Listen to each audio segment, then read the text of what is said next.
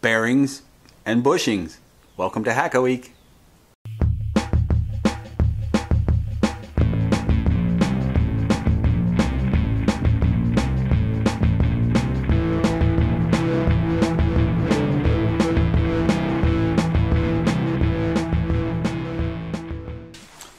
So yeah, the bushings arrived today for the swing arm. I got these from a guy in, where is he? He's in Dawsonville, Georgia. Mark with Creative Candy Powder Coating. And there's all his information right there. He's at creativecandy.org. Check him out. Does some really awesome work. I looked at the website the other day and I'm super impressed with some of the stuff he does. He does some really, really nice powder coating on all kinds of stuff. So anyway, he's on the caferacer.net forum, and I mentioned that I needed bushings for the swing arm, and I couldn't really locate the exact ones I need, and he helped me out by making me realize that I have a later model swing arm. That's why this little flange is on here. The later model swing arm has that. The earlier one just has a cylinder like this, and then there's a separate part that goes in on the outside. I still need to come up with the outer bushings that go on here. There's like a thrust bearing that goes on after this goes into the swing arm. So anyway, thanks a lot, Mark, for selling these to me. He had these made by a guy in Germany. He bought 3 sets of them a couple years ago. Ended up ruining one set, unfortunately, trying to pound them in with a hammer. So as per his suggestion, and also what I was thinking, is cool these down in the freezer so they contract a little bit, take the swing arm, warm it up, and I plan on doing that in my oven, kick it up to maybe about 360 degrees. Don't want to get too close to 390 because that's where the powder coat will start to melt again. That's about the temperature that they take it to in the ovens when they cure it up. So I don't want to get even close to that. I want to just make sure the powder coat stays okay, but I want the swing arm to expand a little. So I'm going to get it really warm, get these really cool, and then I will put them into the ends of the swing arm, put a piece of all thread through there, big washer on each end and a nut, and just crank them right in. That's not good. That'll keep them parallel, and they'll go right into the swing arm, hopefully easily. So I also got the head bearings from All Balls Racing, and here's what they look like. There's the roller bearing part tapered, and here is the race. The races are already, well, there are some races already in the steering head. I'll pop those out and put all this new stuff in. And when I put that stuff away in my little parts box, you know, here's the card that it came with, part number 221011, and right there by my greasy mechanic fingernail you can see it says steering bearing.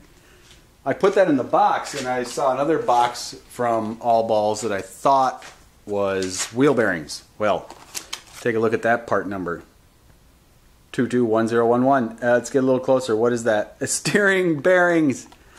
I had them all along and I didn't even know. And the reason I didn't know was because I thought that the guy had put in the frame, you know, the race, and I was looking for this. I was looking for some loose bearings that looked like this. But as it turns out, those races, I don't know where they came from. Maybe well, I don't know. The guy just left them in there. So evidently there was a whole other set there. So I have an entire extra set of All Balls Racing head bearings for a CB750. Maybe I'll hang on to them. Maybe I'll just throw them up on eBay and sell them. I don't know. But kind of a funny thing there. I ended up spending $43. I didn't have to. So let's get started and get this stuff installed into the frame parts. Got the swing arm here with the stock bushings that it came with. These are plastic. Pretty easily go in each end. Here's the brass ones, and they've got a slight collar on them that's just a little bit smaller. You can probably see there's a little line right there. There's a little bit of a smaller size here, and then it goes up a little bit bigger. That little bit bigger part is the interference fit that will keep them in there very tight. So I can go in about that far, and then after that they don't really push right in like the plastic ones do. So that's why I need to squish them in there with the piece of all thread that I got. Let me show you that. So here's the all thread. Here's what I'll do is I'll put these in cold. This will be hot, I'll put the piece of all thread through, and I'll put a big old washer on this end and a nut, and then we'll just put another washer and nut on this end, and then just start squeezing them in, and that way there will be no distress from hammering, and they should go right in there, especially since there will be different temperatures. Before I put this in the oven, I don't want any grease in there that's going to start burning off and stinking up my house and making my oven smell like a friggin' garage. So I'm going to put a little bit of xylene on this rag. Use a piece of some aluminum stock because it was handy. Shove a rag through there and clean out any grease or grime or sand or whatever else might be hiding out in there.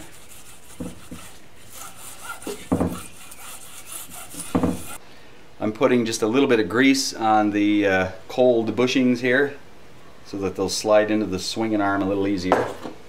So we'll get those all ready, set those right there. And we're going to go in and pull the swinging arm out of the oven, get it out here and press these babies in. Woohoo, this is warm. It's right up there at 360 degrees, I believe every bit of that. Okay, let's get a bushing in this end. Ooh, it's sizzling. They almost go right in. Okay, get the all thread through here. I've got a pretty heavy duty washer on there.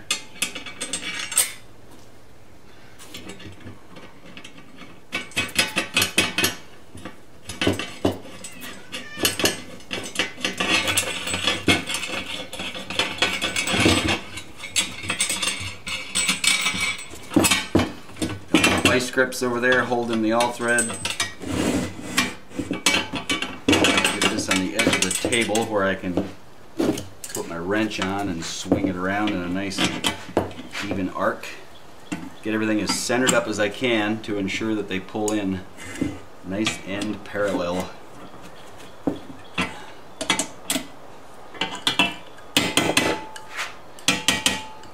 Centered up, centered up. All right, here we go.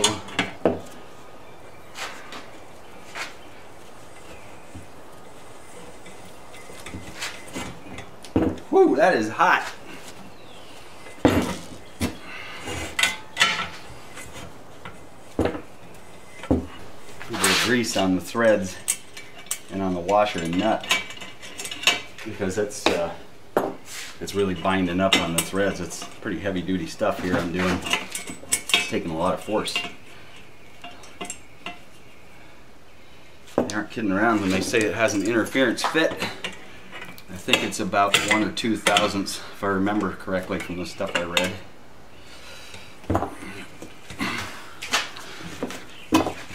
Oh, that's a lot better. Much better. A little lube always helps. Whew. Let me get my workout here before breakfast.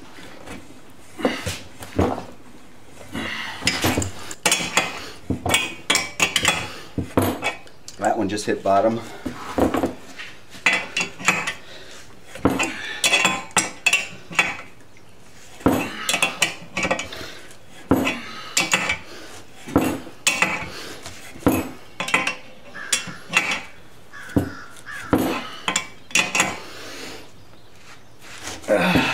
There we go. Whew. Wow. That worked quite well. And I can see how pounding those in with a hammer would pretty much completely destroy them. So this is the way to go. Either use a piece of all thread or if you have a hydraulic press. Okay, that's out of the way.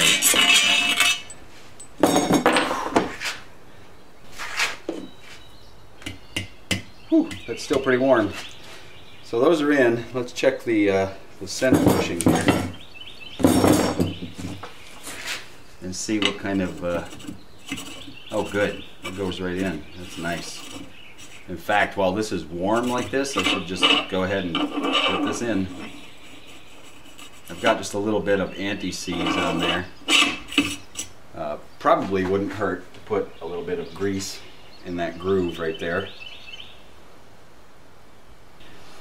And there's a place right there in the swinging arm where there's a fitting to inject grease. It's not in the arm at the moment. I need to replace that. I guess they took it out when they did the powder coat.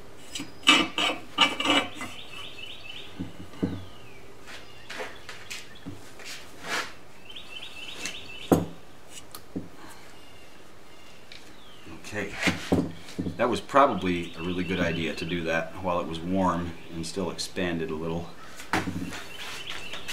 So this is the fork pivot pin would go in next, and there's a couple of holes where this can have grease injected on the ends on the grease fitting. And I'm thinking before I put this in, I should probably hit this up with a grease gun to make sure that all of that passageway in there is fully clear and it can indeed let some grease in. Okay, so I found the dust caps that go on the ends of the swinging arm right here. You just kind of give those a little wrap to get them on there all the way. And then this should fit in there now. There it is, just like that. Okay.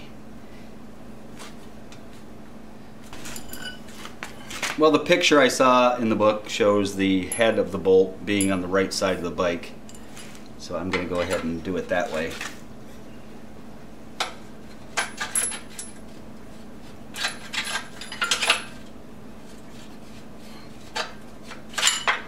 I think I'll get a little bit of grease on this too before I put it in.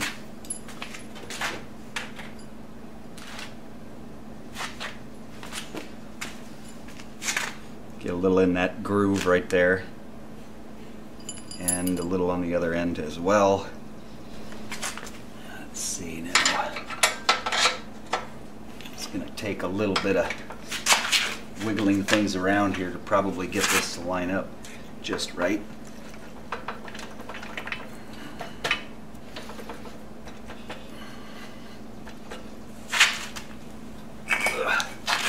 I'm going to use a block of wood to smack on this a little. You don't want to use a hammer because you'll mess up the grease fitting on the end.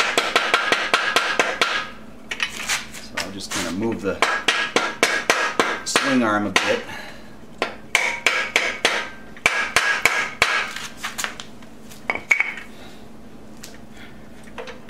Oh, come on.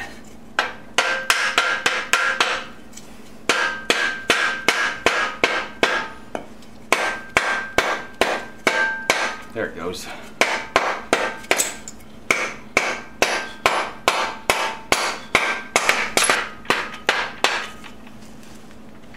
Almost there.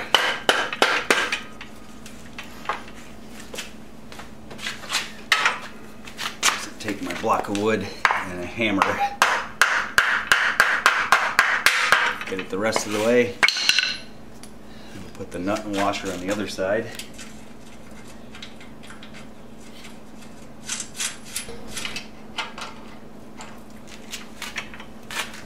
And for now, I'm just going to give that a little snug until I look up the torque specification on it.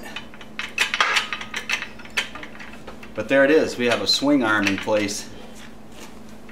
I need to pop out these races that were put in here. I think the guy just put them in to protect the inner part from the powder coat. So I've got a piece of just steel rod here. If I push it up from the bottom, it'll just barely catch on the lip of this bearing. If I give it a rap with a hammer, it should pop it out. Go back and forth from one side to the other, a little at a time. There we go. That's the top one. Well, the bottom one's a little tricky because the inside diameter of the tube here is about the same diameter as the bearing. So if I put this down in there, there's really nothing for it to catch on. So what I did was took one end of this and did a little filing on it, and I put like a little bit of a lip there. Let's see if we can get this camera to pick that up. See what I did there? There's just the tiniest little lip that I filed into that. And what I'm hoping I can do is get that lip to catch on the bearing down below and give it a couple of good sharp wraps and get it knocked out of there so I can put the new ones in. It's the same bearing race, but they're kind of pitted with a little bit of rust from storage. So here goes. Let's see what happens here. This is going to be a little tricky.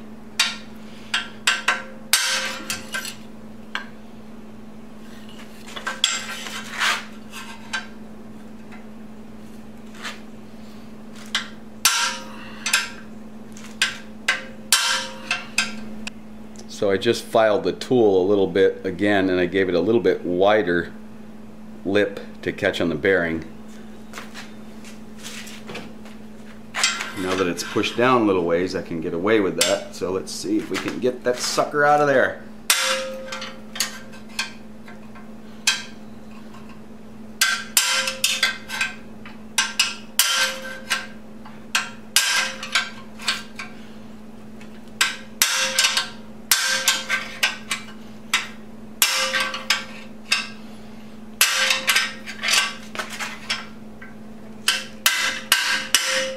There's the sound I want. That's a good solid hit.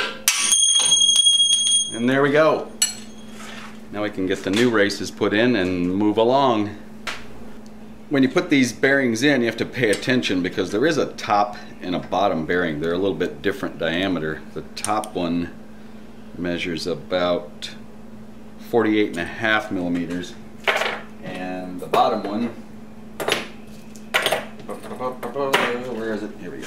The bottom one is about, let's see, bottom one is right at about 50 millimeters. So make sure you keep those right. By the way, this is a Vernier Caliper, really handy, really cool tool to have around the shop.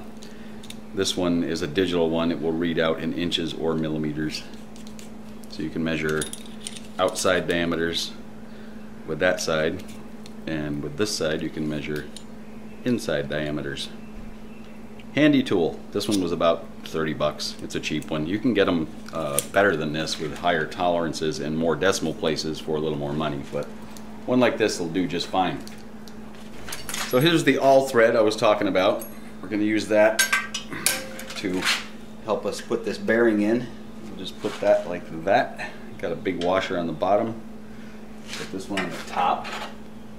And what this is going to help us do is keep that bearing going in there nice and straight. You could hammer it in, but if you get it a little weird, cockeyed, crooked, there's a chance you could distort the tube a little. This is not so critical on a motorcycle as it is on bicycle frames because they're really, really thin-walled. And actually that went in there real easy just with my fingers just now. But I'm going to go ahead and crank this up a little tighter and just pull it down in there all the way. Just to give you a demo of how all that works. It's pretty much it. It's bottomed out.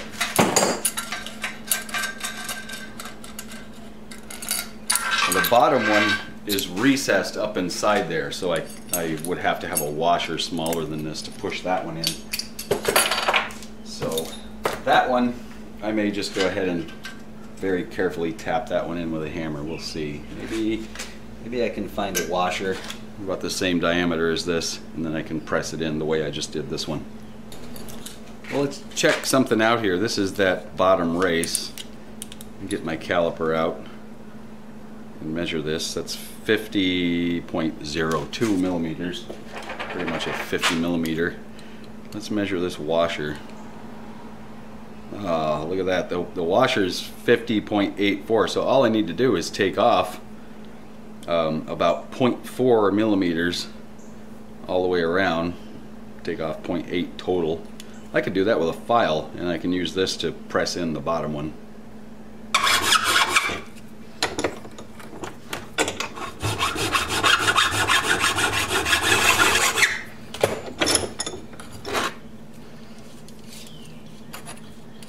Let's see what we got here. Oh, that's good. I got it down to about 49.7 millimeters. So that should work. Alright, let's put this one here. Get the race on it. Get it on the right way. And push it up through.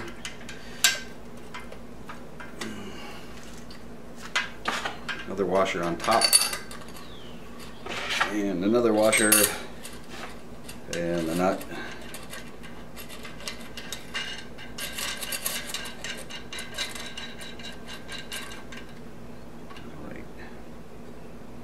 That lined up really well. Tighten it up a little bit.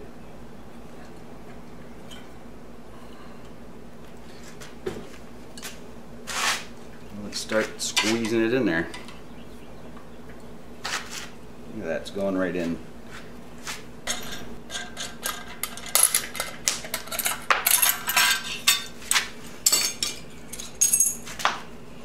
Now it's got a ways to go yet. I think my washer is probably hanging up a little bit. Well, as mentioned before, I can tap this in with a punch the rest of the way. Just have to go nice and easy and keep going back and forth, side to side. If it's like a clock, you want to go 9 o'clock, 3 o'clock, 12 o'clock, 6 o'clock, and just keep moving around and go a little at a time. Take your time.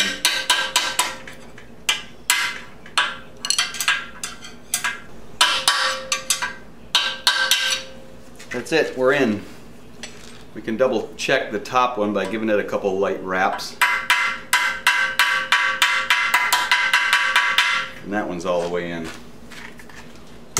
Now we're ready to get the other bearings put onto the steering stem. Little side note here, you'll see that that top bearing race sits proud of the head tube. Well, that's normal. Don't worry about it, it'll all work out in the end. We got a pretty important step here now. I don't have the old bearings, the ones that had the ball in them. And there's some instructions that came with the all balls bearing kit that tells you to go ahead and put in the old bearings and then make a measurement. It says match the height of the stock bearing setup to within 1 millimeter. So I can't do that because I don't have the old bearings. So I guess what they're after here is that when this is in, this doesn't come up too close right here to the steering head. Everything's got to clear okay. So what I'm going to do is take a few measurements with my calipers.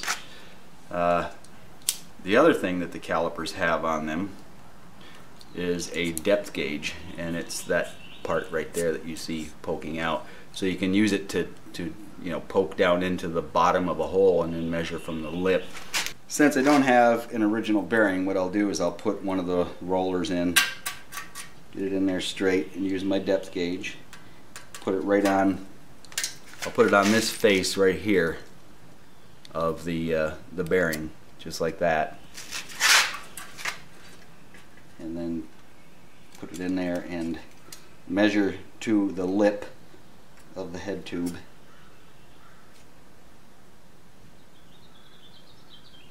And I got 4.2 millimeters. Alright, so I've written down 4.2 millimeters here. So what I need to determine now is what washer needs to go on. The kit comes with 2 washers. One's pretty thick, about 4.5 millimeters. The other one's about 2.5 millimeters. And I've got 4.2 millimeters there. So if I measure from this surface right here where the bearing will rest to anything out here on this part of the tree, I better have 4.2 millimeters of clearance. And I can pretty much tell already that I don't. Yeah, it's like not even close. So I guess I should be putting on this one, which measures 4.3 millimeters. That makes perfect sense. And I got a little bit of gunk to clean off from here. When it was powder coated, it had some tape around it, and I got to get rid of that. Clean up this area just a little bit more before we go putting anything on there. There we go. All the goo is gone. Let's get this washer on there. And we'll check again with the depth gauge on the calipers and see what we've got now. So between anything on that tree and the top of the washer, I've got 6.24 millimeters, so that's good. That means I've got all the clearance I need. So that's the washer I want on there. Before the bearing goes on there, it needs to have some grease packed in it. Now at work, I've got this nifty little tool that you put this inside of and you squish it down and grease comes up right through this area, right through the rollers, pushes it right up through there. I don't have that here at home, and a lot of you out there don't have that either. So what I'm going to do is show you the old school way of packing a wheel bearing, any bearing for that matter. I've got some all-purpose grease here. Should be just fine for this. For the wheel bearings, I think they're already pre-packed. I got to take a look at those later, but what you want to do is put a gob of grease right here in the palm of your hand. Gloves are really handy for this because this can turn into a mess. And let's face it, petrochemicals on your skin is not the best idea. You want to scrape it like this so that you're forcing the grease to go up into the rollers and come out the top. So if you put it in the palm of your hand, you take the bearing and you just start doing this and catching little bits of it at a time.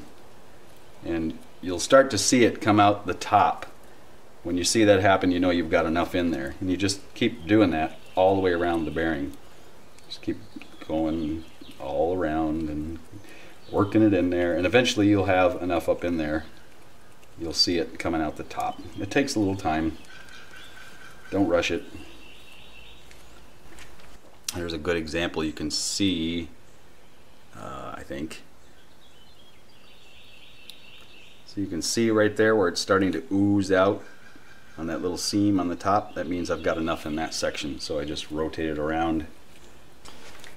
We need to get the bearing on the lower part here now. So the seal goes on first. We got the washer in place, the 4.2 millimeter washer. The seal goes on. It's the bigger of the two on the outside diameter. You just push that right onto the bearing like that. And there's a lot of different ways to do this. Some people heat up, or well, actually cool down the tree and heat up the bearing and then pound it on or drop it on, whatever it's going to take. I really don't think the interference on this is going to be that much that I can't just tap this on there. So that's what I'm going to try to do right now is just see if I can tap it into place. Now ideally, if you can find a piece of pipe that will slide right over this, that would work out pretty good too, and you could just tap on that. Just for the heck of it, I'm going to try using this rod that I punched the bearings out with and go just a little at a time and do that 9 o'clock, 3 o'clock, 12 o'clock, 6 o'clock method and see how that works out. Just for the hell of it. I'm not going to go slamming hard on it. I'm just going to take my time. This is a little goofball the way I'm doing this, but what the hell. If it works, gets the job done, and I don't do any damage to the bearing, then we're okay. Just like the other bearing race, it'll make a little different sound when it bottoms out. It'll just sound more solid. What you want to be really careful of is that you don't hit the cage, because if you do damage to that, you'll bind up the bearings. And I can check the depths to see if I've got it just by wiggling around everything. See, everything still moves, so I've got a little more to go.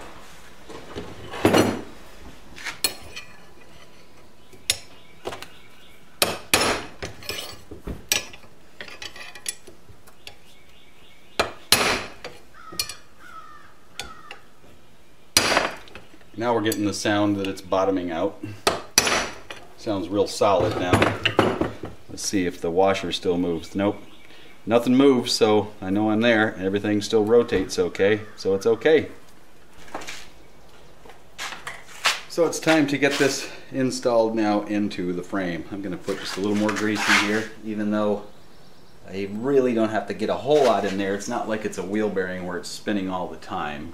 I mean, All Balls even says that you don't have to grease the bearings. You can put them in as is, but I don't know. I say a little bit of grease in there can't hurt a bit. So I'm going to get some grease on that bearing race and a little up on this one without my gloves on. Oh boy. Let's get the hands clean.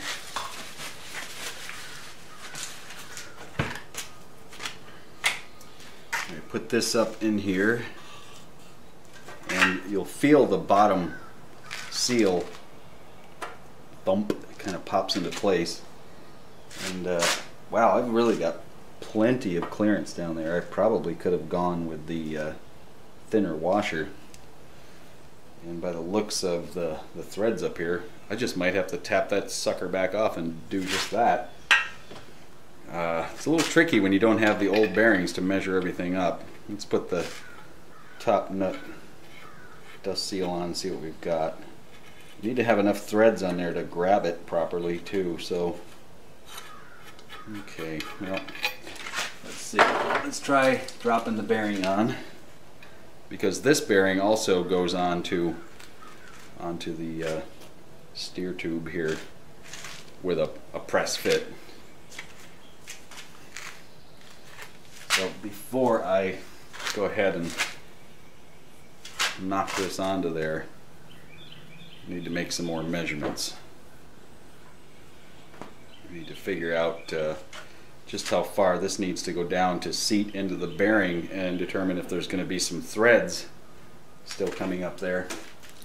So once again, I get out the caliper, zero it out, and we'll get a measurement.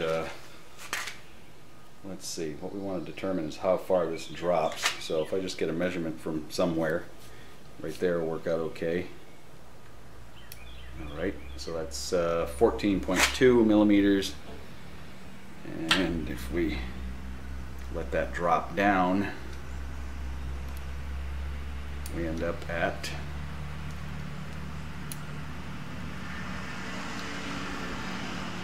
7.15. So about 7 millimeters is how far down that's going to go. Oh, look at that. It just pushed in there. It just slid right on. How about that? Just didn't have it lined up quite right. So I really didn't need to do all that measuring, I guess. Anyway, there it is. There's threads. That's good. Put the top seal on. It'll kind of squeeze its way around the bearing nicely. Now there's another bearing that comes with the kit that goes in the top nut / dust cover, and it drops right in there and fits right in there nicely, and that will press against the seal and the bearing to hold it in place. So we'll keep that in there. Actually, I think I'll put a little bit of grease on that, just a tiny bit, and it'll help keep it in place. That little bit of grease will hold that washer there, won't fall out. And then I can screw this on. Well, there's a special spanner for this thing. I don't have it. You can just use a pair of channel locks. You don't want it really, really tight, but we do want it tight enough where there's no play in it.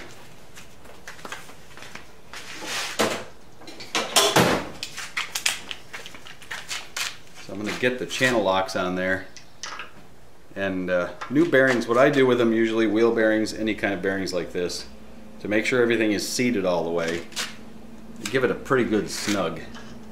If I had to put a number on it of foot-pounds, I'd say take it up to about a 20 foot-pound feel. You can barely turn it, and then back it off.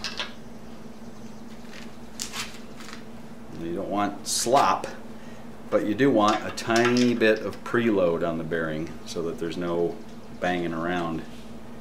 And after I get this thing all assembled and put together and running down the road, I'll probably drive it around for a few days, pull the top tree back off and double check this, because it may just, you know, crush down a little bit and get a little loose.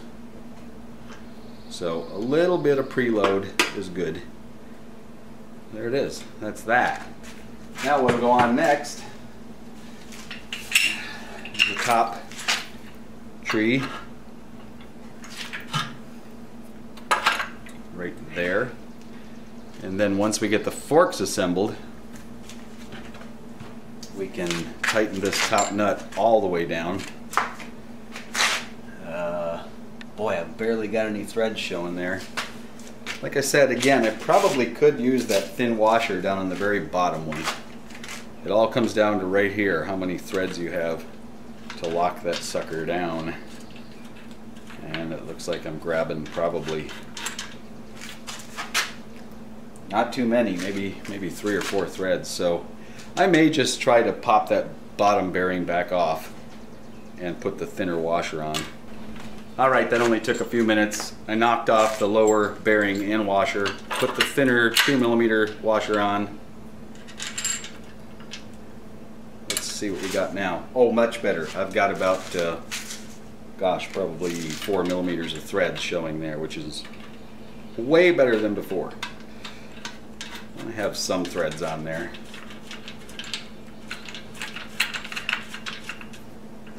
There we go. We'll leave that just like that for now. We can make our adjustments on that later after the forks are assembled. So we got good progress going this week. I got the steering head in there, the triple tree's on, got the tapered roller bearings from All Balls Racing stuck in there. Gotta love that name, All Balls. Let's see, bushings in the swinging arm, thanks to Mark at Creative Candy Powder Coating. Thanks a lot, Mark. Good tip too on freezing the bushings and heating up the swinging arm. That worked out pretty well. I got an email the other day from Partszilla, and my bearings are on the way. The rest of the bearings that I need for the crank and the connecting rods and the spoke wrench is on the way as well. So I think that probably wraps it up for today. And if you like the videos, you want to help support the project, go to hackaweek.com, click on the donate button, and help me out a little if you like. Well, I think that's it. So till next time.